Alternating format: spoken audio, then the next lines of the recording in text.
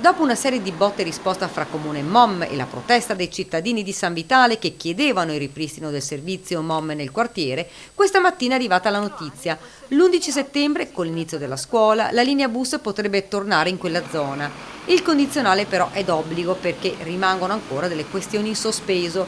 Da una parte MOM che comunica che si stanno trovando delle soluzioni collaborative, ovviamente con il Comune, per essere operativi su San Vitale già dalla prossima settimana. Dall'altra il sindaco di Treviso, che senza mezzi termini, dice: Noi abbiamo già mandato la seconda lettera di richiamo a MOM dove invitiamo a riprendere immediatamente il servizio come hanno svolto fino all'altro giorno, perché c'è un contratto firmato e chiediamo semplicemente il rispetto del contratto. La questione era stata sollevata da alcuni autisti dei bus che avevano messo in evidenza problemi di sicurezza lungo quella strada, da qui la decisione di sospendere la linea.